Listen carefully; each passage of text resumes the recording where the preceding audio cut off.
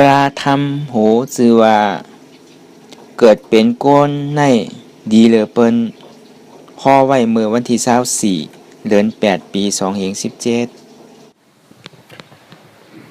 ก่อนที่นางปฏิวัติกุกรรมขาวเขาอ่อนกันไว้สายเยตนาสามเจ้าก่อนปูทานตีปูทาเจ้านั้นปูเจมีเก่าคาไว้คาอ๋อธรรมังตีธรรมนาตาเจ้านั้นปูเจมีเก่าคาไว้คาอ๋อสังฆังติอาริยาเปียเจ้านั้นปูเจมีเก่าคาไว้คาอ๋อโนลงกันต่ออาริยาเจ้าเขากูเจ้าเจ้าก่อนอาริยาเจ้ากูเจ้าเจ้าค่ะในยามมือไหลก็ดีอันข้าวผู้เสแลตั้งกลางลงสามเปิงไหลอ้วนพิษไหลลาดพิษไหลเฮ็ดพิษมาเจอนั้นแค้นดอกกดปล่อยวางควางบันขาวเขาอย่าให้เป็นอันตรายลงอันเฮตาบมาโขนิปานั้นเสกรรมติคานอนสาธุสาธุสาธุ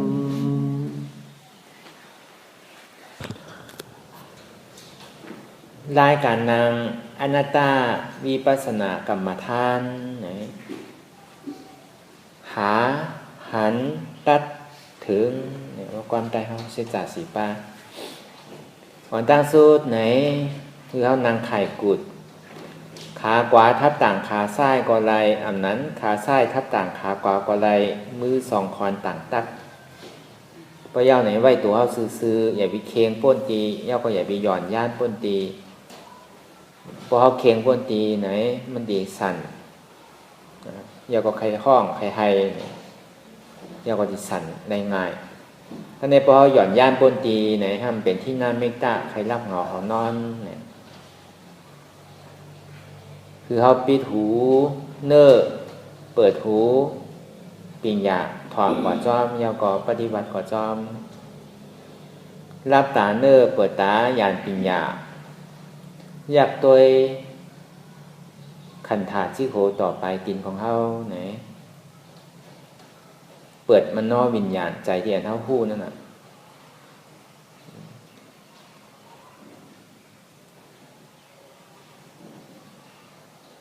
ก่อนตั้งโซดไหนห้องไปหันเจ็บเตอห้องไปหันตุกฆ่าเตอห้องไปหันตราเตอไหนคือเขามัดหมายต้องโน้มถอยใจเขาออกอ่อนตั้งเหตุวิกาจอมม้วนเหมือนกับเหมือนว่าเขามาวนเอาสิ่งอย่างเขาวนด้วยที่โน้มถอยใจเขาออกเจนจ้าตัวที่โน้มถอยใจเขาออกเขาเกิดออกตายเกิดตายอันนั้นก็เขาออกเป็นดูป้องบอกว่าเกิดแวบบอกว่าตายป้องเกิดแวบตายไหนก็ว่าสภาวะร่วมถอยใจเขาออกเท่านั้นตั้งแต่เขาหู้ความมาต่อถึงวันเมื่อเดียวในมันเหตุการณ์อยู่เสียตั้งแต่เขามาเกิดอยู่ในต้องแม่เขาก็มันยังต้งอยู่ตึกอยู่เสียตรงนี้ว่าอันหันง่ายเลยเพื่อนได้ร่วมถอยใจเขาออกก็ว่าเมื่อเขาลูกเมื่อเขานั่งเมื่อเขายางเมื่อเขาไปเมื่อเขากินเมื่อเขาเกี่ยวเมื่อเขารับเมื่อเขานอนไหนมันเหตุการณ์เสียร่วมถอยใจเนี่ยตรงนี้ว่ามันหันง่ายเลยเพื่อน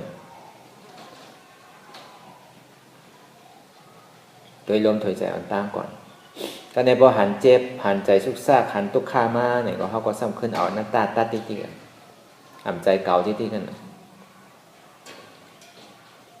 เมื่อหนังพุทธาพระเป็นเจ้าไว้ว่าไว้ว่าซื้อไหนการวิปัสสนาญาณนั่นมันเป็นการตาดีเฮ็ดออกมนป้นดอดในสังสารวัฏตุกขะสังว่ามีพระสู่ใดสู่หนึ่งที่ป้องขึ้นมาในโลกกัมพาในลุมพาวใน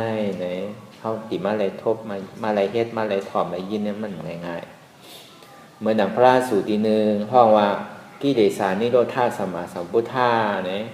เจ้าใจสิกขาออกบทเมื่ออายุ29ย่าก็จ้างตารางใน6 ปีย่อม2 เดือนย่าก็เลยขึ้นเป็นสัมมาสัมพุทธามายาวกิเลสานิโรธาสัมมาสัมพุทธาเนี่ยตัดกิเลสาเหงหาปากกำเหลวกันเมื่อเดือน6 โมนนาเมืองที่แรงนั่นเนี่ยเกิดขึ้นมาเป็นสัมมาสัมพุทธายาวนั่นห้องว่า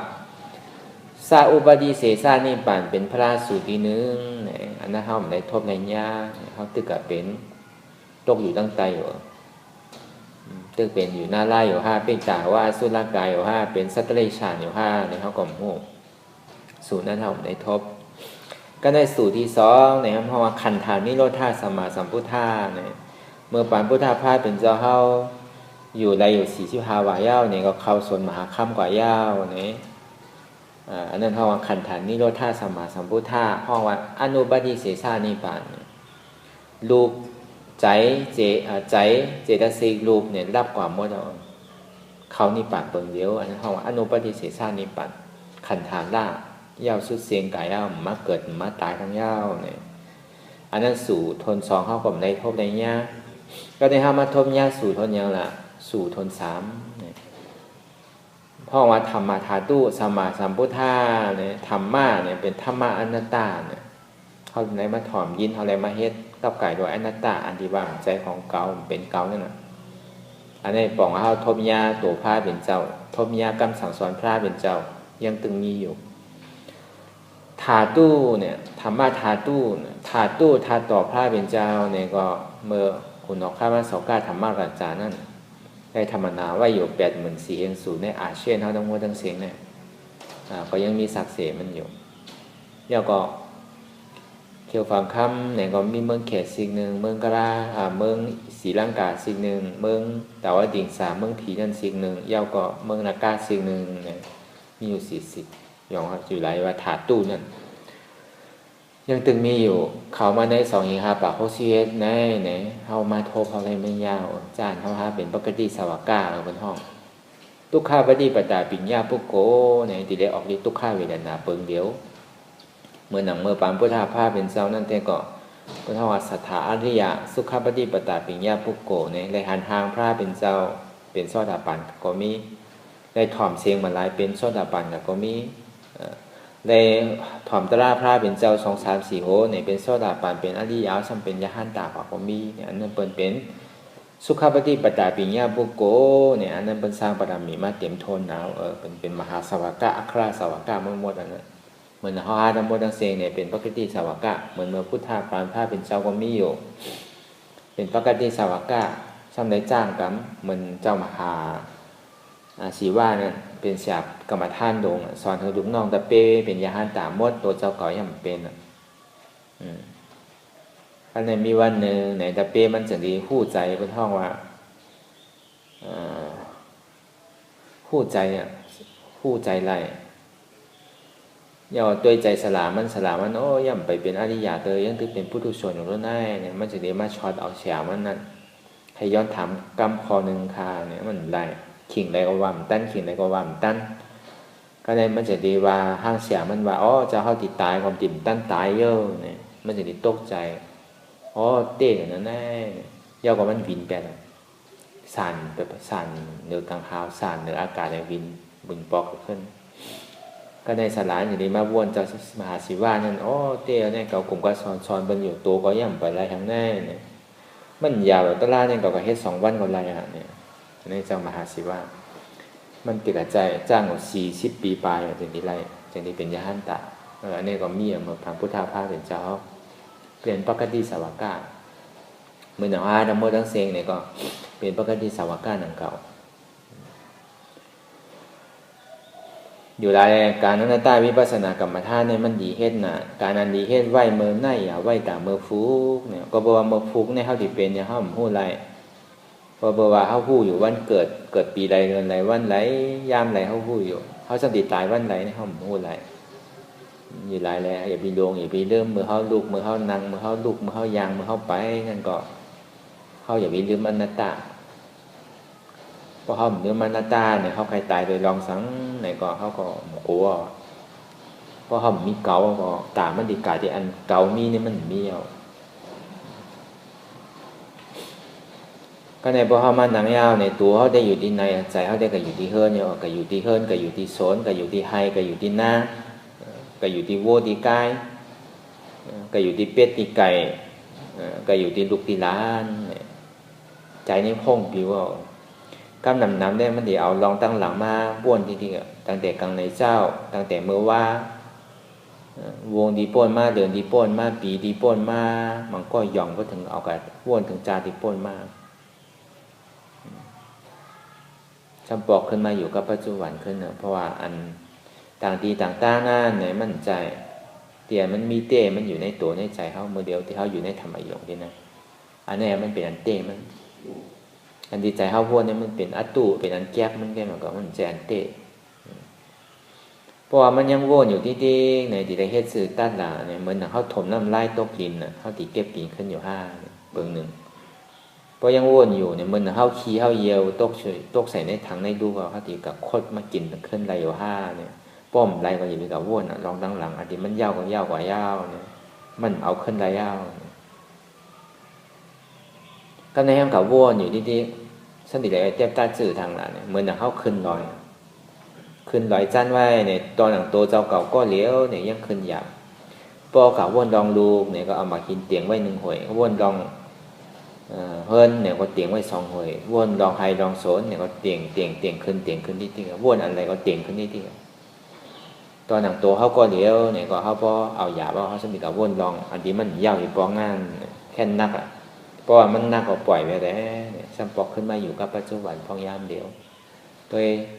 ใจที่เขาเป็นอย่างใจที่ตุกข้าใจที่พ่งปิวอยู่ก็หัวมันพ่งปิวอ่ำใครพ่งก็พ่งอ่ำใครปิวก็ปิวอุปเปิงจี้สั่งอ่ำไรเนาะอนัตตา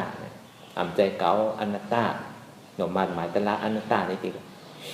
มันหลมหมายอย่างนั้นอนัตตาได้ติกันนะเพราะอย่างวนขึ้นมากหรอกพวกกับวนลองลูกเก่ามีอนัตตาพวกกับวนลองหอลองเฮิร์นหอก็มีเฮิร์นก็มีอนัตตากับวนลองไฮลองส่วนก็ไฮส่วนก็มีอนัตตาวนลองสังขยาที่มันเป็นอัตตาทั้งนอกที่มันเป็นการที่ยาวอยู่ปองนั้นเขาโดดตัดเป็นอนัตตามาดหมายเป็นอนัตตานี่ดีกับความป่าดีห้องว่าอนัตตาพอความเฮาเนี่ยหลวงห้องว่าอำใจเก่าอำเป็นของเก่านั่นน่ะป้อมใจมันบนตั้งหลังกับบนตั้งหน้าเมื่อฟุกตีกินสังตีเฮ็ดสังมือฮือตีเฮ็ดสังตีกินสังวงนาตีกินสังตีซื่อสังตีเฮ็ดสังเดินนาต้องปีนาต้องจานนาต้องเนี่ยย่องมาถึงจานนาแล้วการนำมันวนตั้งหลังกับวนตั้งหน้าที่มันอยู่กับปัจจุบันในเกณฑ์การวิปัสสนานี่มันเป็นการตัดหาอยู่ปัจจุบันเปลี่ยนเท่าเหตุการณ์อยู่ก็เปิดอัตตานั่นน่ะมันยามันเก่าเฮาอยู่นั่นเก่าเป็นเก่ามีเก่ามีเนี่ยเก่าสี่ตัวเนี่ยที่มันยาเฮาดอกเอาเก่าสี่ตัวนี้ออกเก่าเป็นเนี่ยเก่าเป็นปอเจ้าเฮิรนเก่าเป็นเมเจ้าเฮิรนเก่าเป็นเมเปิลเก่าเป็นปีนางเปิลเก่าเป็นน้องยิ่งเปิลเก่ามีเหลือเปิลอันนี้นี่คือเขาทุกข้างเนี่ยก็เปิดเก่าเป็นนั่นนะอันนี้เปิดหนึ่งก็ในห้ามเป็นเก่าเนี่ยอันนี้ก็เป็นเก่าเฮ็ดส่วนนี้ก็เป็นเก่าเฮ็ดทักนี่ก็เป็นเก่าปลูกเป็นเก่าเฮ็ดเนี่ยพอกำต้วยขำต้วยเนี่ยหน้านี่ก็เป็นเก่าเฮ็ด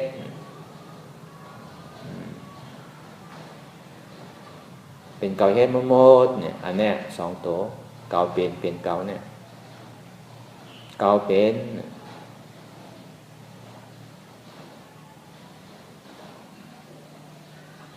เก่ามีเนี่ยเก่ามีเฮินเก่ามีแสงเก่ามีรถเก่ามีกาเก่ามีลูกเก่ามีหลานเก่ามีเมย์เก่ามีโผเก่ามีปีเก่ามีน้องกูเจอกูลองเป็นเก่ามีหมดก็ในทำมีเก่ามีหัวเก่ามีมือเขามีขาเก่ามีตัวเก่ามีแอวเก่ามีหนังเก่ามีเนื้อเก่ามีเอ็นเก่ามีลูกเก่า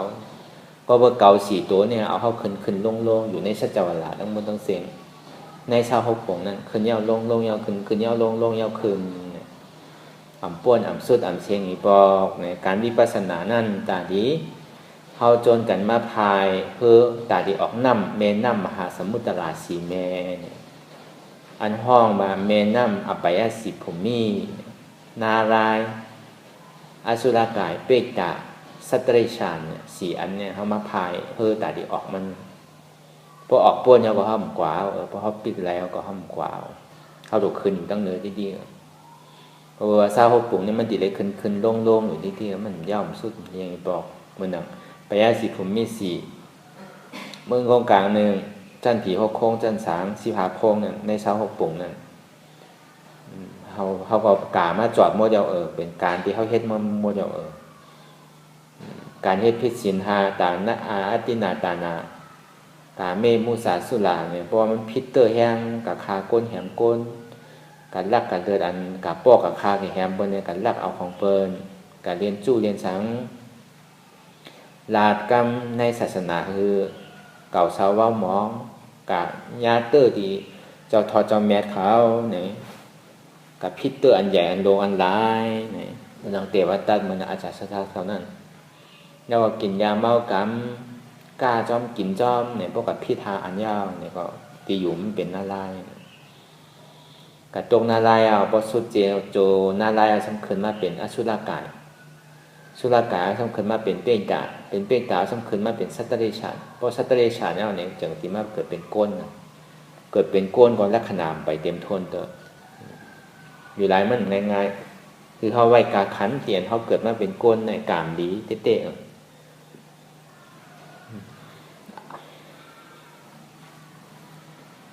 อาจองดังหลังเหตุอาจองดังหลังที่เขาเฮ็ดมากก็เพื่อเขามีตาหน้าดีศีลาแมทเขาจึงดีมาเกิดเป็นก้นอยู่หลายเลยเพราะเขามีตาหน้าดีศีลาแมทยาวเนี่ย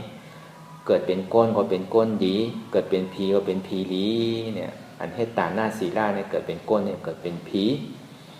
ก็ในอันเฮ็ดสมถะภาวนาเขาเย้าออกเย้าเขาเย้าออกเย้าเนี่ยตัวเย้ามาเย้าตองเย้ายกหนอยางหนอป้องหนอแวบหนอนั่นย่อมจะก็ด้วยลมถอยใจด้วยสภาวะเป็นดูเนี่ยช้าเนี่ยอันนั้นมันเฮ็ดให้กว่าเมืองสางกับเป็นสางเพราะเฮ็ดไรเต้ๆก็มันติดไรในหยาบสมถะนั่นก็ว่าเฮ็ดหยาบไรหยาบใดเย้าไรค่ายงานเนี่ยอันนี้เป็นสมถะบอกว่ามันไรเอาตอนหนังเมื่อปานพุทธาพระเป็นเจ้าอันกัดแขนเลยเพราะนั้นมี3 ก้อนเหมือนหนังสลาปอพระเป็นเจ้าด้วยอนาปานาสตินั่นได้ฌานที่8เขาว่าติวิไลยเซนั่นผู้จัดหลังเหงจาผู้จัดนาเหงจาเนี่ยตายกันเลยอายุอยู่อาศัยอยู่84,000 เฮง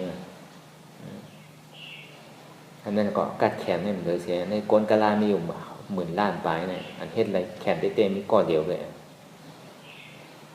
ไปทำดอกออกกระเทินกระปามโดได้มีลูกมีเมฆกันเนาะดอกกระเฮ็ดเต้ๆโดได้เป็นยาเซ่เต้ๆมันถึงที่ออกเพราะยังถึงมีลูกมีโพอยู่เนี่ยมันเฮ็ดไรมีโพมีเมฆอยู่เนี่ยเฮ็ดไรสมถะเนี่ยเฮ็ดหยาบไรหยาบเป็นหยาบไรเอาไรค่ายง่ายมีปัสนาซ้ำเฮ็ดง่ายไรง่ายเป็นง่ายไรย่อมไรค่ายตาที่ป่องใจในหยาบเนี่ยมันมีคนบอกอะไรมันหยาบนั่นเพราะมันมีคนบอกคนสอนตรงนี้มันหยาบอันนั้นอยู่ไรคือเอาไว้กาขันโกนเท้าเนี่ยอันเท้าเฮ็ดมาตึงปึกตึงเสียนานเพราะยังตึงเป็นสมถะย่ำหันตุกข้ามหัวตุกข้าเป็นอนัตตาตุกข้าเป็นซื่อตุกข้าเสียจ่าเป็นซื่อเนี่ยเขาย่ำไปป่องเขาย่ำไปหู้เนี่ยมันเป็นล็อกไล่สมถะเสียงมันเป็นอาจารย์เก่าที่เขายามเฮ็ดมาหมดเท่ากับสดิบกาขึ้นนั่นน่ะมันหยาบแต่ดีกับเป็นช้างเนี่ยมันง่ายๆหยาบเพราะห้ามจุนไรห้ามไปเขาเถินเข้าป่าเนี่ยมันเฮ็ดไรมันตัดทีไรมันแต่ตาที่ออกสมถะเนี่ยมันไร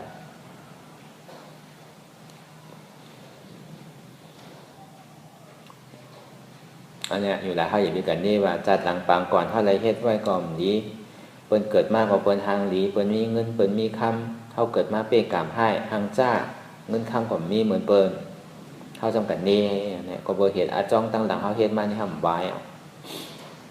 เขากามดีเลยเปิ้นซื่อเนี่ยเขาเกิดมาเป็นก้นยาวลักษณะเต็มโทน32เต็มโทนยาวอันนี้กามเลี้ยวอันมีอันฐานได้ก็โดมาเฮ็ดเอาทั้งก้อยพวกเรากูก็เนี่ยมันเกิดมันใจปานมันคำมาเนาะพอมีอาการเป็นท้องว่าลักษณะ32เต็มโทนยาวในก้นดีอ่ะอันละก้นดีเนี่ยมันจะมามีเงินในก้นดีก็ในเขาเกิดมาเป็นก้นดียาวเนี่ยเขาสร้างโดยไรพูดจักโตเขาก้นในเป็นถือไหวเนี่ยมันเมียที่เปรมันก็เพราะป่องความไตเนี่ยเพราะว่าป่องความไทยเนี่ยเป็นท้องว่าคนเนี่ยเฮ็ดดีเอาเฮ็ดบาป ก็ในพวกกับย้อนศีลกับย้อนดีจ้องปายนาที่ปายตาอตินาตานาการเมสุมิสาจนามุสาสุราเนี่ยก็ย้อนอยู่กูศีลย้อนอยู่กูวันเป็นสังเต้เขาก่อมพูดก็เขากลุ่มก็ย้อนอยู่เขาพูดเนี่ยเขาพวกที่เปะมันก่อนมือย้อนไงมือย้อนในพวกปอกกาซ้ำเฮ็ดบาปขึ้นน่ะตัวห้อมเฮ็ดซ้ำซบลานมือหนาเขาขยักเนื้อหมูขยักเนื้อปลาขยักเนื้อไก่เขาซ้ำกับลานลูกลานหลานเขาขยักเนื้อหมูเมื่อกับซื้อหมูมาพังโลกับสู้ไก่มาพังโลอันนี้ปอกมาเขาพี่เดียวนั่นใจว่นซบลานตัวพี่เนี่ยก็พี่เดียวอยู่หลายพวกเขาผู้เขาเฮ็ดกว่านี่ก็กำน้ำเนี่ยก็ในพวกเขาเย้ามาย้อนศีลในวัดในจองในพวกปอกกาซ้ำกับหาปูหาปลากับเวทปลากับหาปูกับหันดอกหาหนูเนี่ยก็บาปเอานั่นโชคได้อะไรอยู่แล้วมันโคนกันนั่นน่ะเฮ็ดบุญเนี่ยเฮ็ดดีเฮ็ดบาปอันนี้ห้องว่าคนกับคนมาเนี่ยโกนอันเต้ๆที่ได้เหมือนชื่อไว้ล่ะห้องว่ามนุษย์ซ่าเนี่ยในปาลีในห้องว่ามนุษย์ซ่าก็ผู้ใจดีเนี่ยว่าโกนนั่นมนุษย์ซ่านั่นหันสัตวะทั้งหมดตั้งเสียงตั้งแต่หมดปกโมงแมงต่อถึงบ่ตัวจ้างนั่นอีดูเหมือนหันรู้เข้าอ่ะเฮาดิป้อเฮาดิบุบดิตีเฮาดิคาดิแฮมเฮาก็เหมือนเฮาอีรู้เฮานั่นเฮาเฮ็ดไรอันนี้จังที่เฮาเป็นมนุษย์ซ่าสัมหันสัตวะทั้งหมดตั้งเสียงนั่นฮักเหมือนฮักปอฮักแม่เหมือนเขากว่าที่ไรเนี่ยพ่อแม่เขาเจอกินซะเนี่ยก็เขาก็คุกใจไรคุกใจแล้วก็หาซื้อปันเขากินเนี่ยหักเขาเหมือนอย่างนั้นว่าสัตวาเนี่ยจะที่ว่าเป็นมนุษย์ว่าป้อมเหมือนอย่างนั้นเนี่ยที่เรียกว่าคือตูสองตีนกินข้าวซุกนอนในผาลูกเจ้าเย้าลูกลาตื่นมาเย้าสุกนาสีเขียวเย้าก่อไก่เหตุการณ์เนี่ยที่เรียกว่าซึ่งแกมันหัวที่ว่าคือมนุษย์ศาสตร์ว่านั่นเขาปองใส่ที่ไหนคือเขาไปการขันเดียนเขาเป็นโกนเนี่ยก็บอกว่าโกนเขาเนี่ยเกิดมาเป็นโกนเนี่ยเป็นโกนพุทธศาสนาเป็นโกนพุทธศาสนาเย้าเนี่ยถูกดีได้เป็นอริยะเนี่ยว่าอันนี้จึงที่เกินตานเขามาเกิดเป็นโกนว่าการเดียวเกิดเป็นโกนเดียวสำหรับเป็นโกนพุทธศาสนาเป็นโกนพุทธศาสนาอะไรมาถ่อมตราอะไรมาเฮ็ดการมีศาสนาอะไรมาหู้เส้นต่างตาดีออกม่นป่นรอเนี่ยอันนี้การเดียวเขาเป็นอริยะเพราะเขาเป็นร่องมันเนี่ยเพราะเขาลงลืมอันนี้การดีบุญมีปรมีเต็มโทนเนี่ยโดกันเนี่ยว่าปรมีมีอันพานอันมีอันทางจ้าอันทางนี้เนี่ยมันกับไก่อันนี้อยู่หลายแต่โกนเนี่ยมันแมทโปตันคือละเนี่ยแมทเต็มแมนนะเหมือนอย่างพุทธาภาพเป็นเจ้าหนึ่งสู่เนี่ยปกติมาเป็นพระเป็นเจ้าเนี่ยก็โดยเลยมาสร้างปรมีโดยเลยมา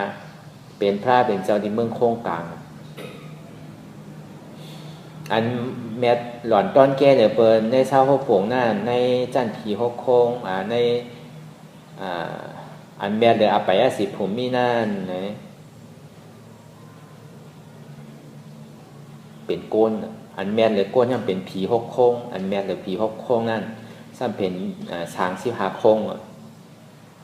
อันแมทเหลือช้างสิบห้าโค้งเนี่ยท่านเป็นโกนพุทธศาสนา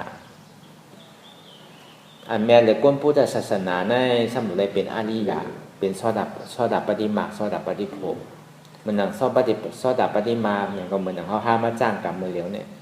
ก็หันตุกข้าหัวตุกข้าเป็นอนัตตาเนี่ยก็อันนี้เป็นเพราะว่าซอดับปฏิมามันเป็นมากมันดีเขาโผล่เพราะว่าเมื่อไหร่มันตัดหัวยาวเนี่ยก็มันดีเป็นซอดับปฏิโภคเพราะว่า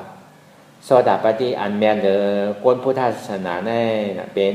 ซอดับปฏิมาอันแม้แต่ซอดับปฏิมาเนี่ยเป็นซอดับปฏิโภอันแม้แต่ซอดับปฏิโภเนี่ยมันเป็นสกัดตานิโภอันแม้แต่สกัดตานิโภเนี่ยมันเป็นอนาการมิมักอันแม้แต่อนาการมิมักมันเป็นอนาการมิโภอันแม้แต่อนาการมิโภเนี่ยมันเป็นอรหัตตมรรคอันแม้แต่อรหัตตมรรคเนี่ยมันเป็นอรหัตถโภในลมผ้าทั้งเสียงในจักรจักรวาลาเศร้าหกปุ่มเนี่ยอันแม้แต่ยาหันตาเขาเจ้านั่นซ้ำเป็นมหาสาวกาอัครสาวกาเขาอันแม่เลยสิอัครสาวกามหาสาวกานั้นซ้ำเป็นปัจเจกพุทธะ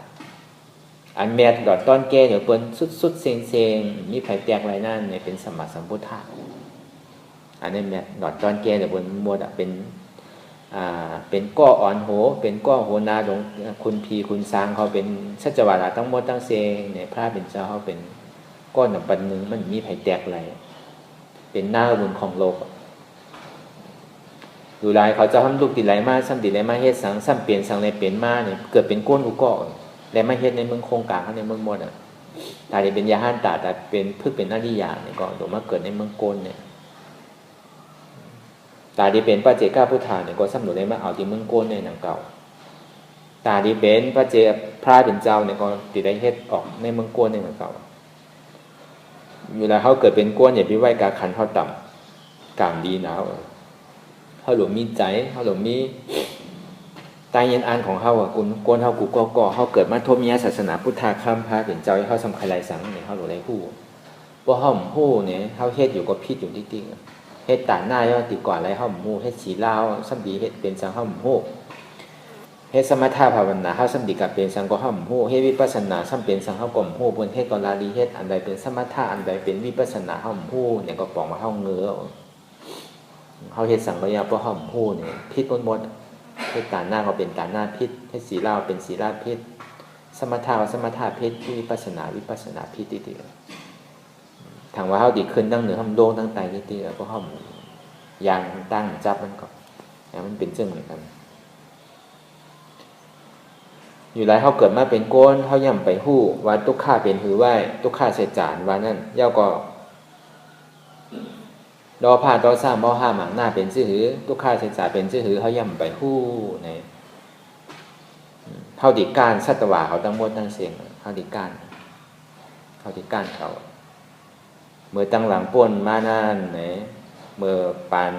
พุทธาพระเป็นเจ้าเขายังตึกสร้างปรมีตึกเป็นอารองอยู่นั่นเมื่อนักสัตวะตั้งหมดตั้งเสียงก็เหมือนอย่างนั้นนะสัตวะเป็นยังหู้เมื่อนักโตพระเป็นเจ้าเขาก็มันก็เป็นสัตเทหลงอยู่ในเมืองพญาศรีเนี่ยเมืองพาสีเนี่ยมีเงินอยู่80 ล้านค่ำเมื่อ80 ล้านค่ำเมื่อกุปปอกนี่ก็มันง่ายๆนำเพราะมาแตกมาเหลียวในอ่านโหเฮงล้านหมื่นล้านมันมันเป็นคำมนๆ80 ล้านนั่นก็ในมันถึงที่มาวนเจนจ้าได้ว่าอ๋อเงินใน80 ล้านแน่สังว่าเก่าตายกว่าเนี่ยก็มันก็เสมอจำเก่ามาเก่าที่เฮ็ดชื่อเนี่ยมันซ้ำอันที่กับตัวกับไรนั่นเสียงดียาดีนั่นเนี่ยอันที่เมื่อกับตัวกับไรในเก่าที่เฮ็ดชื่อเนาะเนี่ยมันถึงที่มาวนเจนจ้าด้วยป้องตายเมนตายขายาวเนี่ยก็ซ้ำปันเอาหมวยมันมดมีอยู่80 ล้านก็เนี่ยมันถึงที่มาวนเก่าดีเอาแจกเพิ่นเนี่ยแจกก้นวานก้นโขงเดี๋ยวเป็นตุกข้านั่นเก่าแจกก็ดีกับเข้าเถินเข้าป่าเนี่ยมันก็วนจังเหมือนนั้นยาวเนี่ยก็มันก็จะดีเข้าเถินเข้าป่าก็เฮ็ดยาเซ่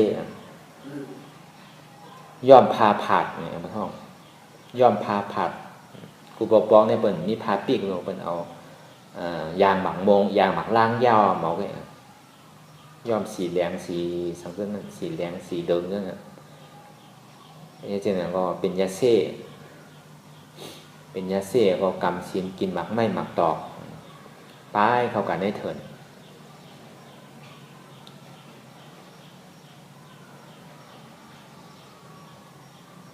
ก็อยู่ใกล้ๆเย็นๆไว้ในเถินเนี่ยตีในเถินนั้นซ้ำมีอยู่ซัดอยู่3 ตัวอันที่ป้ายไว้ตีมีแย่มาลีเน่เย้าก็งูเห่าลำมาลีในไปทางวันตกงูเห่าดำในไปทางห้องงูเห่าดำในไปทางจานแล้วก็หมีในไปทางห้องเนี่ยที่ยาเซ่กันอยู่นั่นอันนี้เป็นสัตวะเป็นยังหู้อยู่หลายเลยก็ได้จากนี้มีวันหนึ่งมาเนี่ยมีจ้างเนาจ้างตายพอตายเอาเนี่ยก็ปินล่มไว้ก็ในจากนี้มีหมาล้ำหมาลิ้นหมาป่านั่นหมาลิ้นหมาป่าจากที่กะหันยาวเนี่ยก็มันกัดกาบก็บอกว่าหนังจ้างนี่มันหนาหนากาบคือว่ามันเข้าเฮ็ดจือก็มันเข้ากับในกำดึงสู้เนี่ยมันกัดด้วยที่โกนมันน่ะโกนจ้างมันจากที่กะครบโกนจ้างมันเนี่ยก็เข้าก็อยู่ตั้งในก็ในพวกเขาอยู่ตั้งในยาวเนี่ยก็มันมีเลือดมีโครงในมีอย่างมันก็กินมันก็ว่าก็เปี่ยวเต้เนี่ย อาหารลากว่าเนี่ยเขากินก็อยู่ที่ไหนเนี่ยเขาเสื้อสาใจหนาที่อยู่ที่กินก็พักก็มีน้ำก็มีน้ำเป็นเลือดนั่นเป็นตับเป็นปอดอยู่ข้างในนั่นกินอยู่มันก็กินจมโหมจมอยู่นะในวัน2 วัน 3 วันเนี่ยก็ในแดดมันทองสองจ้างมาเนี่ยมันแห้งก็เนี่ยพอมันแห้งเนี่ยก็มันเหี่ยวมันตันกับมดหู้ที่ไหนก็ตันกับมดก็ในหมาดีนโดยในหาดีออกมาเนี่ยมันจังออกก็เนี่ยมันดีออกขึ้นตั้งไหนก็มันจังออกก็เพิ่งก็อยู่ในต้องจ้างเฮ็ดเสียก็มันซ้ำขึ้นกับออกหู้เก่ามันขึ้นหู้เดียมันออกมานั่นเตนอยู่ตึงวันพอติดตายพอถึงมันออกมาแล้วเนี่ยตัวมันพอหลอกหมดตัวก็หลอกเลือดก็ออกมันจะนี้มาวนว่าก็เปิดว่าไอหมาเนี่ยมันสมบอกขึ้นมาเมื่อขึ้นไอหมาเนี่ยก็เปิดเมื่อใครกินเนี่ยหู้เมื่อปกติตายย้อนมันยาวเนี่ยมันดีโกนก็เปิดตั้งกินนั่นไอหมาก็เปิดกินไอหมาเมื่อหู้เลยเมื่อกินก็เปิดใครกินเนี่ยหู้ไอหมาเนี่ยเป็นอัตตาเป็นเก่าใครกินเนี่ยเป็นล่อผ้าใครกินเนี่ยเป็นล่อผ้าหู้เนี่ยเป็นหม้อห้าเมื่อพอดีตายย้อนมานะเนี่ยเป้ดีอิ่มดีเวอร์ดีจานเป็นที่ไหนเนี่ยเกาดีกับอยู่หิมเจ้ายาเซ่อันที่มาจ้างกรรมฐานอยู่ดีในป่านั่นเกินเกาดีกับอยู่ที่นั่นเกินเกาดีก็ดีกับจ้างศีล8เนี่ยอยู่ไรเนี่ยศีล5ศีล8เนี่ยศาสนาห้อมไปมีเดอเนี่ยก็มันพอเกิดขึ้นก่อนเนี่ยมันพอมีไว้ก่อนเนี่ยศีล8นั่นมันกินนั่นนะเพราะป่นลาวันเก่ากินทานสังก็กินนั่นมันกินโตชัดโตเถินนั่นแหละศีล8มันกินหมักไม่โหมันกินก็กินหมักไม่โหมันก็มันกินเพราะป่นขิงนั่น12ก็มันกินอันนี้ชัดเป็นยังหู้นะอันเนี้ยมาดีนั่นก็จึงที่ก็อยู่ที่ตั้งตาวันตกเตียนเจ้ายาเซ่นั่นอยู่ก็อยู่นั่งนั่นก็เอาศีลอยู่ที่นั่นก็เอาศีล8อันนี้เป็นมาเป็นยังหู้ก็ในมาทางอันมาอันอยู่ตั้งก็ในมีอันอยู่ตั้งมีอันอยู่ตั้งจานนั่นตั้งจานนั่นที่เจ้ายาเซ่อยู่นั่นอันนั้นก็พวกกังคามายาวเนี่ยก็มันก็ซ้ำกับหาลักกินหมักล่างซุปเปิลกับหาลักกินหมักล่างซุปในบานก็ในพวกกะหาดักกินหมักล่างซุปในวานยาวเนี่ยก้นวานสำหันกลางค่ำกลางมันจะกินก็ในพวกก้นวานหันยาวเนี่ยก็ยับไม่ค่อนยับไม่กินต้องวืดซิ่งแบบมันมีเดี๋ยวนี้มันดักกินหมักล่างเนี่ยเอาไม่ค่อนป้อแบบมันเอามาหินวืดแบบมันป้อเป็นเลยกับมดเพราะเจ็บมดก็ในมันสิ่งนี้มาเกิดสังเวก้าว่าไอหมีมันสัมวาตูมันขึ้นไอหมีเนี่ยเป็นเกาอัตตานั่นใครกินผู้อันใครกินเนี่ยเป็นล่อผ้าอันผู้เนี่ยเป็นหม้อห้าเมื่อก็ติดตายย้อนหมักล่างเนี่ยเป้สังเวก้าตะลาน่ะเกาดีก็อยู่หิมเจ้ายาเซ่อันที่มาจ้างกำตะลานั่นเกินเกาดีก็เอาศีล8เนี่ยยาก็เกาติ่มกินเข้ากลางวันยาก็เกาดีเอาติ่มกินเนื้อปลาปูเนี่ยเกาดีกินหมักไม่ก็ยาวเนี่ยก็กระถือศีลเอาศีล8เอาศีล8ดีหิมเจ้ายาเซ่นะอันนี้เป็นมีเยอะเนี่ยก็ในมีทางตัวนะครับมันเป็นงูเห่าอันนี้อยู่ตั้งห้องที่เจ้ายาเซ่ก็ในมันก็อยู่ในนาอยู่ข้างมันเพราะมันอยู่ในนาอยู่ข้างมันเนี่ยก็อยู่เป็นซ้ำลืมโวมากอันเมืองกาลาของนั้นลืมโวมายาวก็ในโวมาเหยียบใส่หางงูเห่าลำพอโวมาเหยียบใส่หางงูเห่าลำในงูเห่าลำก็โจกใส่หน้าวัวก็ตายไปปีนตายไปพอปีนตายไปได้เนี่ยก็งูตัวนี้ก็มันก็ลักเสริมไว้ในหูก็ในกวนถึงวานนี่จนกันห้องกันไทยจนกันห้องกันไทยเขาหยุ่มยามมาเหมือนปอเหมือนเมย์เขาวูเนี่ยต่อถึงวันมาเลียวก็มีในเมืองกะลาข่มคาข่มแหมให้อย่างไรข่มคาแหมวูเนี่ยไทยหน้าก็เป็นมันไทยปันขีมันก็ไรแปลนลายขีมันเอามาทุกจอมเพิงเอามาเฮ็ดโหลก็ไรนมมันซ้ำเนี่ยก็ซ้ำเอาขึ้นกินเอาเลี้ยงลูกอ่อนเพราะนมเมเลี้ยง ป้อเนี่ยสมองนมโวนั่นน่ะมันเ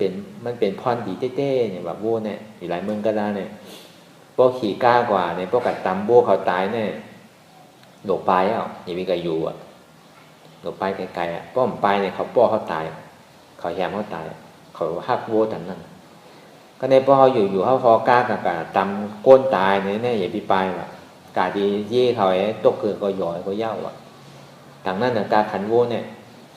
เขาหักโวหรือก้นนั่นน่ะก้นเนี่ยตายเขาก็เย่าไม่มาพวกปั่นขึ้นเขาก็เย่าอ่ะป้อโวเนี่ยมันไรว่ะพอตายแล้วเนี่ยโดดแรงนะป้อมแดงเขาดีมาก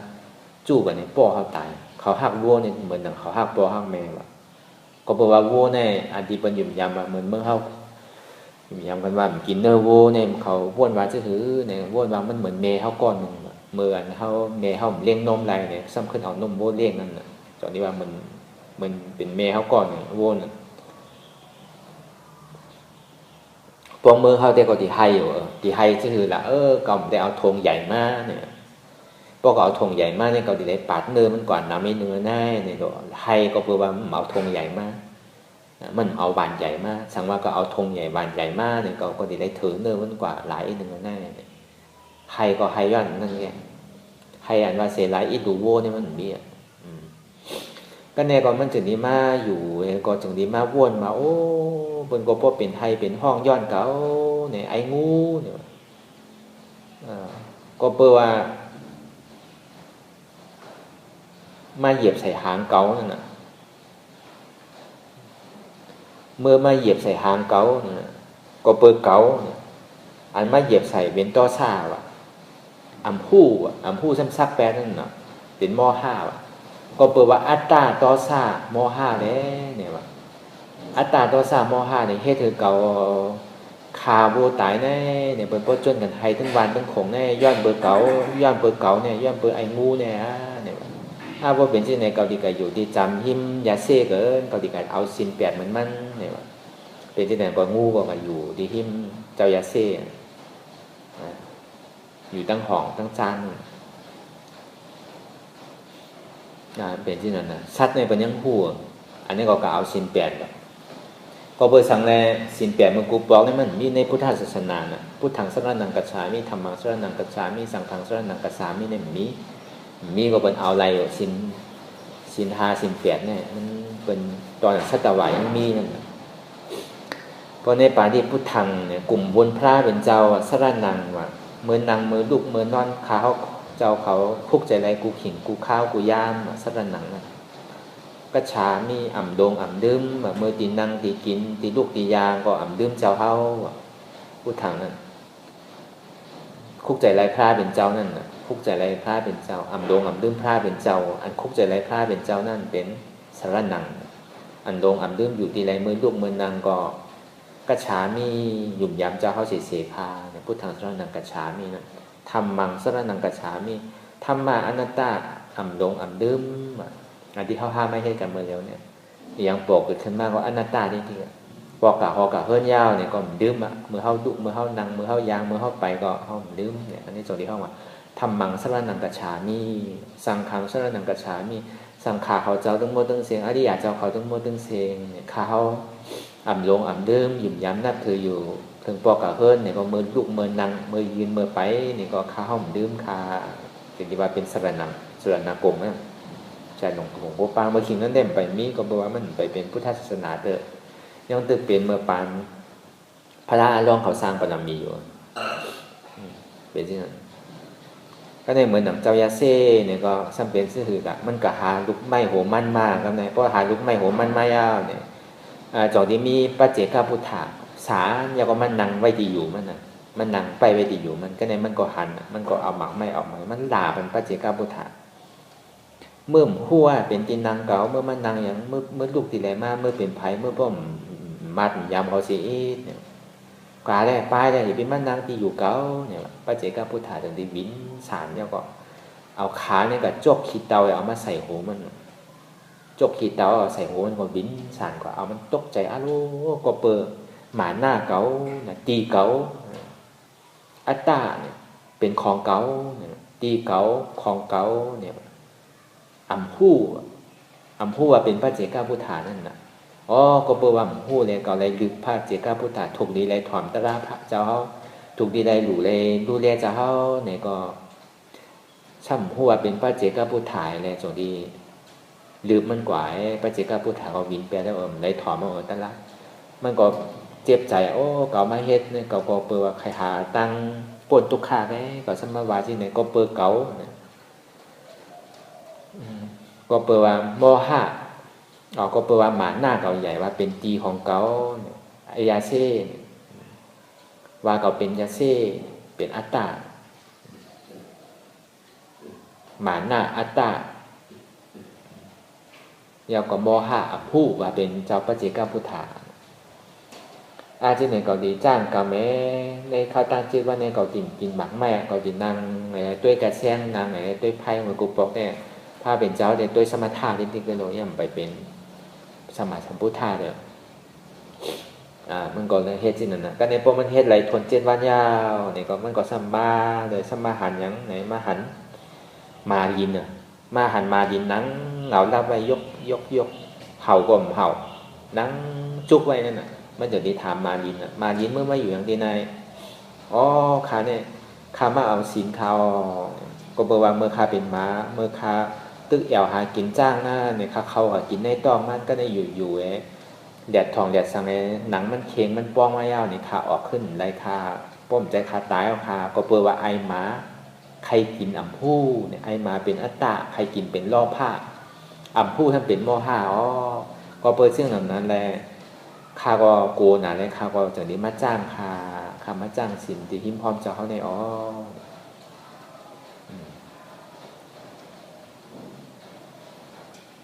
มันก็สบายเช่นดีเอาสาธุเนี่ยเจ้ายาเซ่ก็ว่าเช่นนั้นเขาก็สัมถามเจ้ายาเซ่รู้เขาก็เหมือนหนังนั้นนะก็บอกว่าตีเก๋าของเก๋าอ่ำผู้ตีเก๋าใครไปมานังเนี่ยอ่ำผู้ตีเก๋าอัตตาเป็นเก๋าอ่ำผู้เป็นโมหะเนี่ยก็เบอร์3ตัวในยาวเนี่ยกูปกป้องในคำบาเป็นปาที่ยังไงหัวเป็นพระเจ้าพุทธาได้เนี่ยซ้ำใดหลาได้ที่ได้เนี่ยพระเจ้าพุทธาเลยข้าเดิมได้ถ่อมเวลาเลยข้าก็ในข่าวต่าง7 วันยังก่อนได้ออกมาเขาก็สัมถามว่าในข่าวต่าง7 วันเนี่ยจะเอากว่าไรแห้งทำกว่าออกหากินโหไม่โหมันหลาเนี่ยมันก็สัมเราเลี้ยวก็ได้มันสัมถึงดีกับฮันมีทั้งจานเนี่ยจะนี้กับทานมีก็สัมมาก็เปิดว่าเกามีอ่ำผู้ใครกินเนี่ยกันลากกินหมังล่างคนนั้นเป็นน้ำบ่อวุบตีมากินเบิดมันป้อมใจในคาดีตายเพราะว่าคำแนนแรงมันในปนีป้อตีแหมคาตาก็เปิดว่าเกามีอ่ำผู้เกามีใครกินอ่ำผู้เกามีเนี่ยเป็นอัตตาใครกินเนี่ยเป็นล่อผ้าอ่ำผู้นี่ครับเป็นโมหะก็เบอร์3ตัวเนี่ยในให้เธอเก่าให้เธอคาเนี่ยป้อดีตายย้อนมันในคามาเอาสิน8ในคาดีเอาสาธุเนี่ยเจ้ายาเช่ว่าเจ้าเขารู้ซ้ำเป็นชั้งเนี่ย7 วันเนี่ยเหมือนเจ้าเขาออกมาเนี่ยเกาก็เมื่อหนังนั้นละพระเจ้าพูดถามมาเกาก็หมู่เกาซ้ำก็เบอร์หมานหน้าเกาว่าเป็นตีของเกาเป็นเกาเป็นยาเซ่อัตตาผู้เป็นพระเจ้าพูดถาเนี่ยถูกกิเลสถ่อมตลาดเตี้ยมในถ่อมเลยฮีพระเจ้าพูดถ่ายแล้วมันก็วินกว่าเขาผมในถ่อมเนี่ยเจอดีมาเขาจ้างใน7 วัน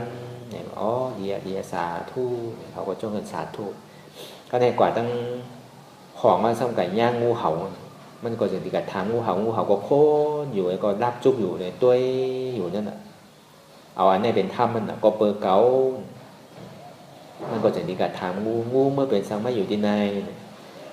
ก็เปิดว่าเมื่อคาอยู่เด็กอยู่ที่หิมตั้งนั้นมีวัวมาเหยียบเตอร์ใส่หางคาในคาก็ซ้ำกับซับปันนาองมันเนี่ยเอามันตายคำตีเจ้าวานก้นบานมันก็ห้องไฮโอนกับโมดก็เปิดว่าหางเก๋าเนี่ยเหยียบหางเก๋าเนี่ยเหยียบหางอันว่าเหยียบหางนี่เป็นต้อซ่าเก๋าเนี่ยเป็นอัตตาอ่ำผู้ซ้ำกับซักใส่โวเนี่ยก็เปิดตา3ตัวเนี่ยยาวอ่ำผู้เนี่ยเป็นโมหะหางงูเนี่ยมันเป็นต้อซ่ามันเหยียบใส่หางเป็นต้อซ่าก็เปิดว่าเก๋าเป็นงูเนี่ยมันเป็นอัตตาอ่ำผู้ฉันเป็นโมหะเอาซักโวตายกะก็เปิดเรื่องนั้นแหละข้าก็ เกิดสังเวกาเลยมาอยู่ดีหิมเจ้าเขาในเนี่ยข้าเขาก็มาเอาชินแปดเนี่ยเอาชินแปดได้แหละมาอยู่ดีหิมชุ่มเจ้าเขาในขาเจ้าเขาช่างเป็นสังลาปวนมาอยู่7 วันเนี่ยหันเจ้าเขาออกมาหาหมากไม่หมากซ้างเนี่ยเขาก็เหมือนอย่างนั้นเนี่ยปัจจิกาพุทธามาเลยเขาก็ได้ลืบได้ฮี่ปัจเจกาพุทธาก็เปิดหมานหน้าก็เปิดอัตตาก็เปิดโมหะหมานหน้าว่าเป็นตีเก๋าตีของเก๋าอัตตาว่าเป็นเก๋าเป็นยาเซ่โมหะว่าเก๋าอ่ำหัวเป็นปัจเจกาพุทธาก็เปิดตรา3 ตัวเนี่ยในให้เธอเก่าในถอนตราให้ถึมเก่าในให้วิยาวิจารของปัจเจกาพุทธาเนี่ยเก๋าก็เกิดสังเวกาเนี่ยเก๋าก็จ้างกรรมอยู่7 วันมันก็ซ้ำสาธุเดียวเป็นอย่างนั้นเมื่อปานพระรองเขานั่นเมื่อหนังเจ้ายาเซ่เนี่ยก็ซ้ำเป็นสมมาสัมพุทธาเขาเนี่ยก็ธรรมะเนี่ยสมมาสัมพุทธาเขาเนี่ยอันเจ้ายาเซ่นั่นอันก็เป็นมาลินในห้ามเป็นเจ้าอนันตาอันก็เป็นงูเห่าล้ำนั่นเนี่ยซ้ำเป็นเจ้าสารีวุตตระย่าก็อันเป็นหมีนั่นเนี่ยก็ซ้ำเป็นเจ้าโมกขลาเป็นมหาสวากาหมดอยู่ลายเป็นสัตวาเป็นยังผู้อัตตาอันว่าเก่านั่นอันนี้เขามาหาอัตตาเนี่ยเขามีคน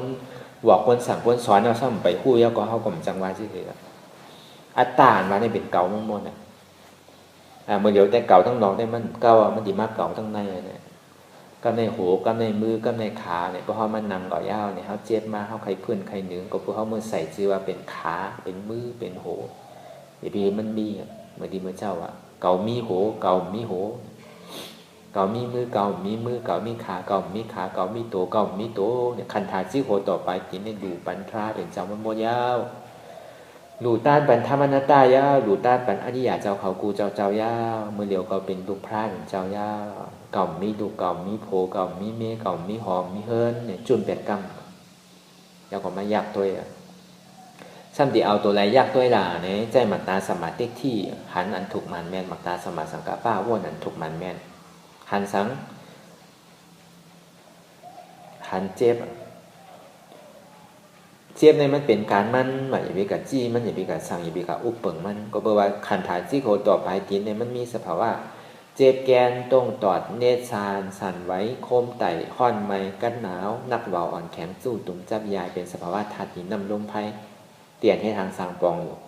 เขาอุปเปิงไล่จี้สั่งลำได้มันเหมือนจะหือเนี่ยธาตุหินนำลมไพ่นั่นก็มันเหมือนเคืองมือตาดีเข้าจูเหมือนหนังเขาหุงน้ำไม้น้ำพอนไหมเพราะไพ่ดูเขาน้ำเดือดน้ำไม้ตาเขาจะได้กินเนงตาเขาจะได้กินน้ำล่าตาเขาจะได้กินกาแฟนี่เขาไม่ได้กินเพราะน้ำมันพดก็ในเพราะมันหาดีพดมาหาดีพดตีไม้มาเขาซ้ำโยกออกพอมันการสมาว่างขึ้นเนี่ยอันนี้เขาไม่ได้กินก่อนอยู่ไรแหละมันเป็นการมันเขาอย่าไปอุปเปิงมันไหลปล่อยให้มันเหตุการณ์มันเหมือนข้าวหุงข้าวก็เหมือนกันพอนำพดมาเขาติดซุกไม้เนี่ยทำโยกออกอะไรกินข้าวสารนี่ที่อะไรกินแล้วข้าวซุกน่ะอยู่ไรแหละเจี๊ยบเนี่ยมันเป็นการมันเขาอุปเปิงจี้สั่งกำไรคือเหตุการณ์มันก่อนอันนี้เขาว่าเขามันนั่งรับตาหายเขาหลุดเลยหันสั่งหันเจ็บก็ไม่ยอมแก้ก็หันเจ็บก็ในโดดเลยหู้ว่าอันเจ็บอันแก้นต้องตอนนี้ซานั้นมันมีดีไรเต้เข้าโดดหู้พอหายเขาหันเนี่ยเข้าโดดเลยหู้จักว่ามันมีดีไรเต้มันมีดีขามันมีดีมือมันมีดีโหมันมีดีแอวมันมีดีโกนมันมีดีหนังพินเนอร์ดีลูกมันมีดีใจอันหู้เพราะว่ามันนอวิญญาณโดยเขาดีๆเพราะกับวนเป็นขาเป็นมือเขาใครหนึ่งใครตรงนิดเดียวอันนี้บอกว่าหันเจ็บหู้ว่าเจ็บมีดีไหลอันหู้ว่าเจ็บมีดีไหลเนี่ยเป็นมันนอวิญญาณห้องอันนามธาตุห้องว่าใจหู้ความใจเขาก็ใจหู้ใจหันใจหู้ใจหันเจ็บใจหู้เจ็บอันนี้บอกว่าเป็นหมักตาสมาธิที่หันหมานเนี่ยหันใจหันอันแมนมันเนี่ยจังที่ห้องว่าเป็นหมักตาสมาธิที่ก็ในหมักตาสมาสังกัปปะสัมบ้วนสังยอมหับยอมหับทุกขาที่มันปอกเกิดขึ้นมานั่นที่โคต่อไปจริงเนี่ยมีทุกขาเปิงเดียวไปเดี๋ยวเสียทุกขาเนี่ยมีอย่างทางยอมหับตรงไหนอยากก็ว่างเป็นอนัตตาในห้องว่าปียสมาสังกัปปะ อันนั้นคือเขาปลองใจตัวไหนไงพอมายอแก็บได้ก็ใจหันใจหู้ใจหับใจว่างใจหันเจ็บใจหู้เจ็บใจหับทุกข์ใจว่างคือเป็นอนัตตามีใจสีใจพอเขาว่างแล้วเนี่ยก็ข้าวตั้งเขาดีสืบกว่าที่ดีกันคือเขาปลองใจว่าขันธาเนี่ยมันเป็นตัวทุกข์เต้ตั้งแต่ที่โหต่อไปจีเนี่ยเป็นทุกข์เต้ตั้งแต่โหเขาถึงจีเนี่ยวนตัวดีๆแล้วเขาอย่าไปตัดด้วยผมหัวเขาอย่าไปซุกด้วยจ่องมันอยู่ไรนาเขาอย่าไปล่างด้วยขี้หูเขาอย่าไปครอบด้วยพูดหลังเขาพอมันเป็นวัดมากกว่าปล่อยมันด้วยมันดีเวียนเชื่อชอบเขาก็กินข้าวกินสังเตือนเจ้ามาอย่าไปสีด้วยตัวเขาก็อย่าไปอาบน้ำอย่าไปเปลี่ยนด้วยโคผ้าเสื้อผ้าเรียกเขาก็อย่าไปตัดตั้งแต่ชื่อโหต่อไปจีนี่ปล่อยมันด้วยมันดีเวียนชื่อทุกข้าเนี่ยเขาดีพูดเมื่อนำอยากเขามากว่าอย่าไปกินด้วยจ่องมันดีทุกข้าอยู่ไรที่โหต่อไปจีนี่เป็นทุกข้ามันหมดดีผ้าเป็นเจ้าวาไว้นะใจเตี้ยใจหมดอย่างอยู่ไรคือเขายอมรับทุกข้าที่มันปอกเกิดขึ้นมานั่นว่างมันเป็นอนัตตาคือเขาวนยาวๆข้าวยาวหึงอย่าไปว่าไพ่ป้วนอย่าไปว่าเทิงป้วนเตียนเขาหันเลยเตียนเขาวนคือมันเถียงเพียงกันหันอยู่อ่ำบ้วนก็ไม่ได้วนอยู่หันก็ไม่ได้ก็ในพอเขาหันอยู่บ้วนเนี่ยเป็นคือไว้ล่ะเนี่ยมันหันอยู่บ้วนเจ็บก็มาอยู่ใจก็พ่งปิวอยู่บ้วนแต้มตาเป็นอนัตตามัดหมายเป็นอนัตตาอะไรก็ในพอยินเสียงอย่างมาตุ้มเตยหนึ่งก็เฮ็ดให้เขาตกใจป้อมใจก็เฮ็ดให้เขาสุดหลับใครรับใครนอนเป็นที่งานเมตตาเขาอันนี้อันตรายก็ได้ช่างกับหันเงาแดงเงาไตเงาเหนือกับหันพระราสูนในสูนาเนี่ยอันนี้ก็อันตรายมอหย่องย้อนมันเพราะเขากับจอมนิมิตเนี่ยมันไรวิปัสสนาเนี่ยเป็นจอมนิมิตตัวเจ็บตัวทุกขาที่แก่ที่ได้ออกนี้ทุกขาเวทนาอันนี้อันตรายมันเกิดขึ้นเขาหันอยู่เขาวนก็ในเขาวนอยู่สัมพันธ์เขาสันนิษยามอาจารย์เขาที่เขายามเฮ็ดมาหลายปีหลายตั้งนั่นมาดยาวยุบยาวพองยาวหนึ่งยาวตรงเจ็บเอาเนี่ยมาก่อกันตัวอย่างมาก่อสร้างกันด้วยสภาวะเป็นดูเป็นยาวดูเป็นยาวดูสืบเป็นสืบดูสืบเป็นสืบดูในกว่าที่เลยอันนี้เขาว่าว่นกว่าเต้มันผ่านกันเต้มันว่นไงอันตรายมันอีกเกิดเพราะมันห้าวแห้งคืนเนี่ยให้เขาตกใจให้เขาโกรธก็ยามเฮ็ดสืบเป็นสืบรู้เขายามเป็นสภาวะเป็นรู้นั่นเนี่ยก็อันเป็นรู้นั่นน่ะมันเป็นเหตุคือเป็นทุกข์นั่นโดยสืบเป็นรู้มาเป็นทุกข์อันทุกข์นั่นน่ะอุปเปิงอำไรสองที่ห้องมาเป็นอนัตตาอันนี้เขาสืบขึ้นสองอันก็เป็นวิปัสสนาลำเดียวเหมือนเขาตัวรวมถอยใจเขาออกนะอย่างยาวยกยาวป้องแวบอันที่เขามัดหมายตลอดป้องแวบป้องแวบป้องเข้าออกเข้าอันเข้าออกเข้านั่นน่ะมันเป็นเหตุหากอาจ้องทุกข์ก็เปลว่ามันคือมันน่ะมันเป็นรู้ๆจงที่เป็นทุกข์ก็เบอร์อันเนี้ยมันเป็นทุกข์ในสมุนไพรวนในทางอันย่อก็ยอมรับทุกข์ว่างมันเป็นอนัตตาเนี่ยก็มันสืบขึ้นอนิจจทุกขังอนัตตาจงที่ว่าอนิจจทุกขังในอนิจจทุกขังในห้องสอนก็เบอร์ซื่อเนี่ยมันเหตุการณ์อยู่มันเสียเนี่ยสอนพระเป็นเจ้าไปเกิดแต่ว่ามันนึงเกิดแล้วพระเป็นเจ้านี่เป็นอนัตตาวาตาเป็นตัวอนัตตาเลยยังเกิดขึ้นมากเป็นอนัตตามันไม่เย่าเดียอนัตตาจริงๆมันพระเป็นเจ้าว่าสัพเพธรรมะอนัตตาทำดังโมดังเสียงในเดือเสียอนัตตาตัวเดียวก็ว่ามีอย่างทั้งสัพเพสังขาระอนิจจาสังขาระดังโมดังเสียงในมันกึมมันเป็นดูเนี่ยอันที่เขายามจ้างตลามาหลายทีหลายตั้งเดี๋ยวเขาหันป้องแบบเนี่ยสังมาเที่ยวหมายเอาต้องเนี่ยเขาเนาะออกเนาะเป็นดูเนี่ยมันเป็นอนิจจาเฉพาะหมดนะมันเป็นสัพเพสังขาระอนิจจาสังขาระทั้งหมดทั้งสิ่งในมันกึมว่าสัพเพสังขาระทุกขาเนี่ยก็เพราะว่าสังขาระมันกึมเนี่ยจองที่เป็นทุกขาเนี่ยทุกขาเก่าเนี่ยสัพเพธรรมะอนัตตาทำทั้งหมดทั้งเสียงในโดเอาอย่างมายากมาตัวหรือเสียอนัตตาตัวเลี้ยวไว้อันที่ป่วนอะไรในสภาวะธรรมทั้งหมดใน84,000เหงนั่นวินัย21,000เหงสุตตันดา21,000เหงอภิธรรมะ24,000เหงมาป้องกันเนี่ยมีอยู่84,000เหงหรือเสียธรรมอนัตตาตัวเลี้ยวไว้ว่าสัพเพธรรมะอนัตตาสัจวาระทั้งหมดทั้งเสียงใน26ปุ่งนั่นตาที่ออกมันป่วนดอดในกอเนี่ยพระเป็นเจ้าวาทั้งหมดเนี่ยสเปนะสเปเนี่ยบอกว่าสัจวาระทั้งหมดทั้งเสียงก็ใจธรรมะทั้งหมดทั้งเสียงก็ใจสเปธรรมะเนี่ยสเปเนี่ยเป็น26ปุ่ง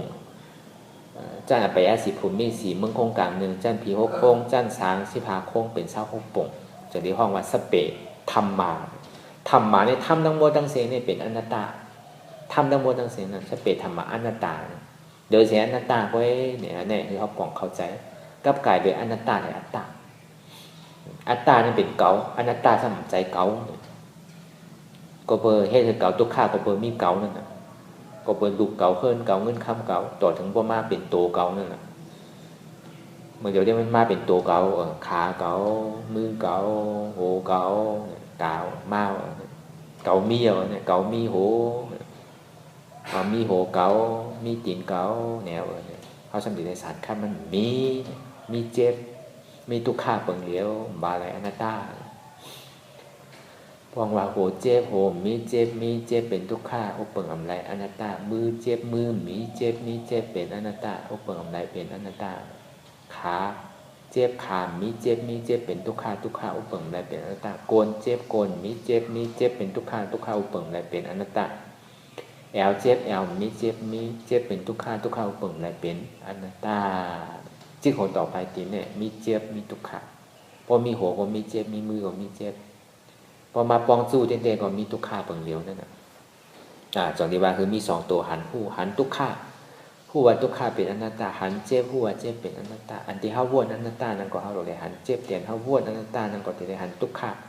จองดีว่าหันผู้หันอันเตะว่นอันเตะกูก็ก้นเนี่ยสืบข้าวตางกว่าคือมันพอถึงดีถึงทางสภาวะมันพอสุดเสียงเกียงหายกว่าอาสวะคือมันพอสุดเสียงเกียงหายกว่าคือทุกข้ามันพอรับหมดเสียงเกียงหายกว่าเนี่ยก็แค่ต่อสืบการปฏิวัติกว่าแท้อ่ำโต้งอ่ำหนึ่งอ่ำค่ายอ่ำลายอ่ำพื้นอ่ำมึนตาอ่ำเงาลับอย่าปันย้อมซุ่มใส่อัตตาอันมันจี้สั่งฮือหนึ่งฮือโต้งฮือค่ายฮือลายฮือพื้นฮือเงาลับฮือเปิดตามึนตา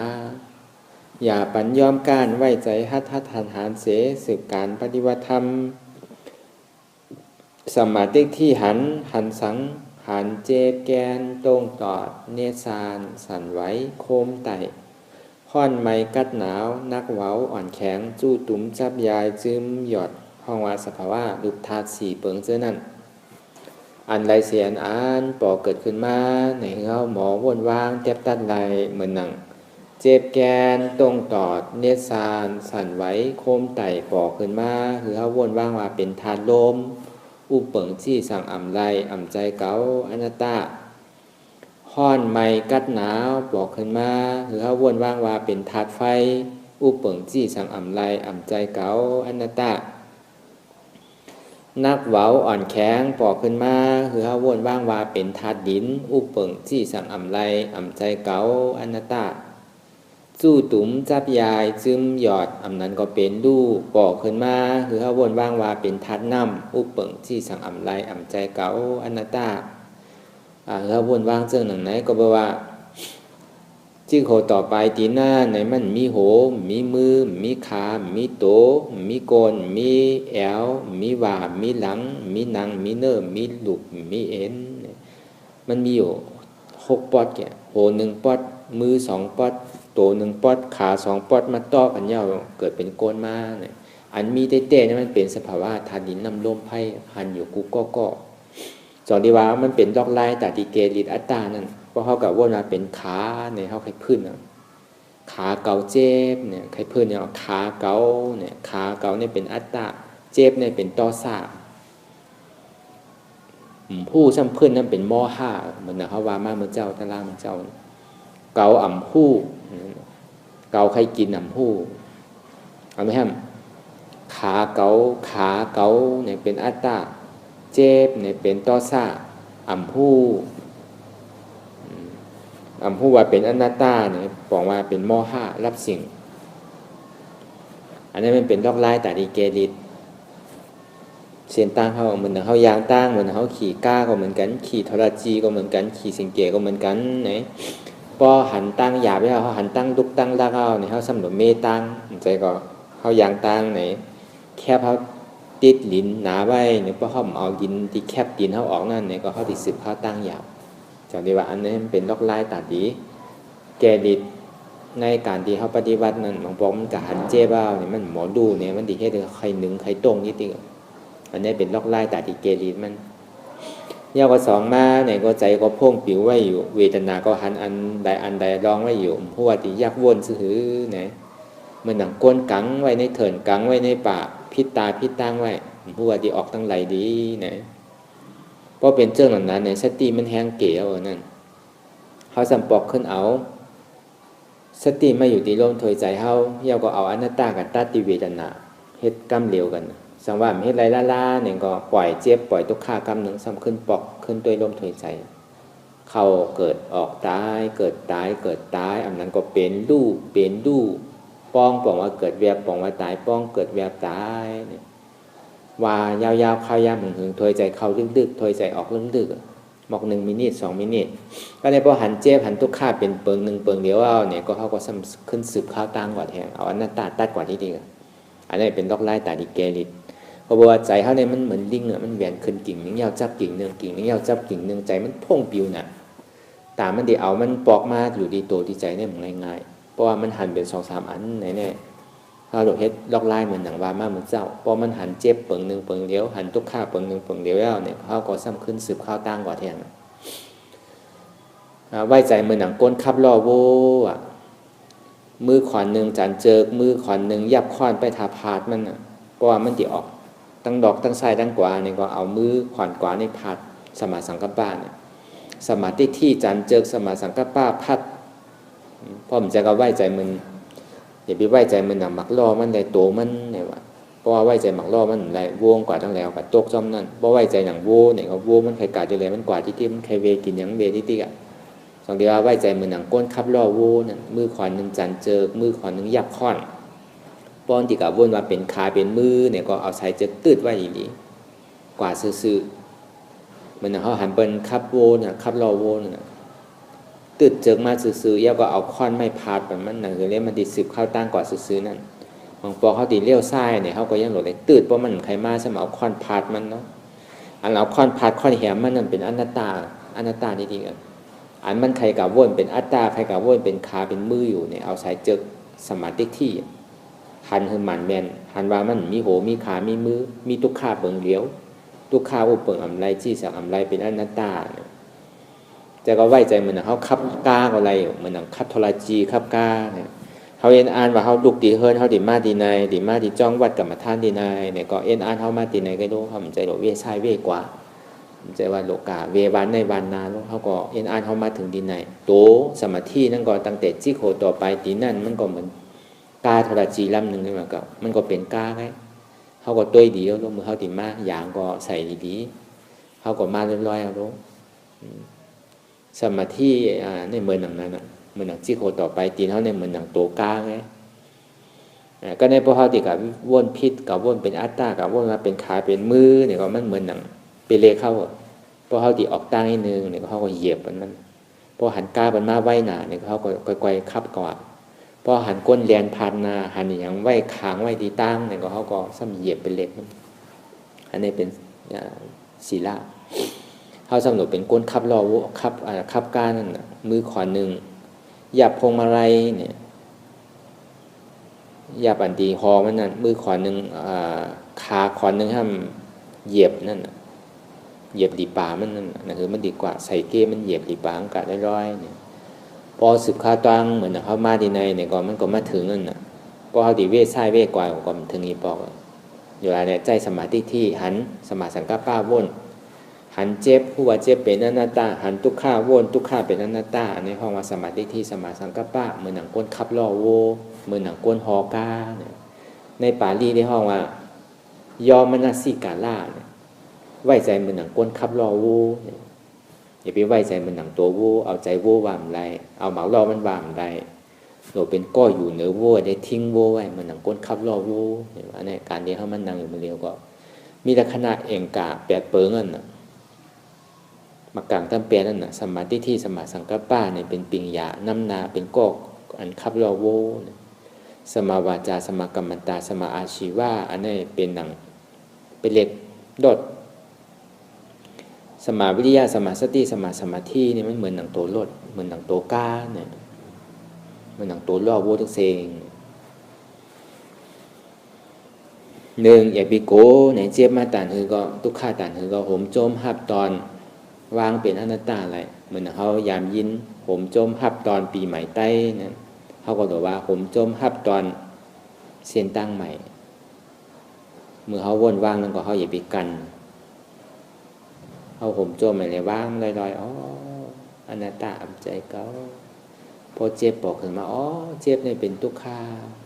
ข้าอุปเปิงอำไรเนาะอนัตตาอำใจเขาอำว่าอะไรอนัตตามัดหมายในกว่าที่ที่พอหันทุกข้าก็ว่างอนัตตาที่ที่พอหันทุกข้าก็มัดหมายอนัตตาที่ที่พอหันเจ็บก็หมายอนัตตาที่ที่อันเจ็บเต้ๆมันมีดีไรในตัวหันมันมีดีใจเข้ากับเหนียวมีดีมันนอวิญญาณพอเขาตัวหันจับตีมันในเขาติ่มโกเขาติ่มเจ็บพอเขาหันจับตีมันเขากับตัวขาตัวมือเนี่ยเจ็บแบบให้พื้นนิดเดียว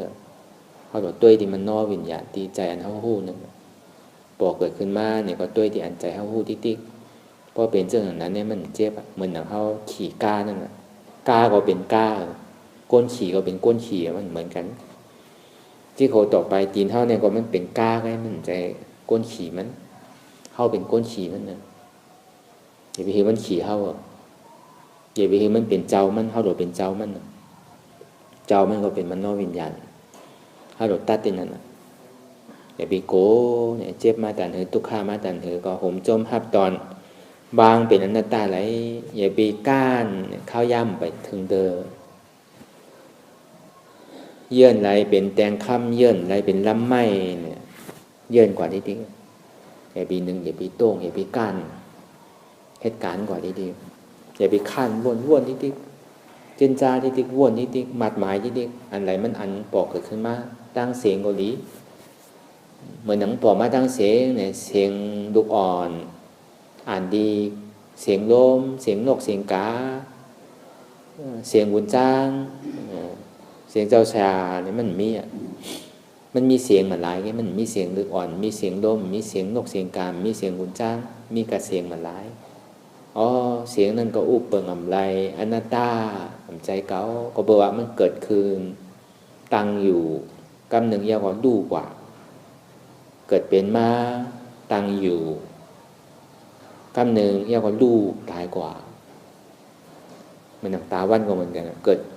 กลางในเจ้ากลางวันยังก็ตกเหมือนนั้นทุกข้าก็เหมือนกันมันขึ้นมาเก่า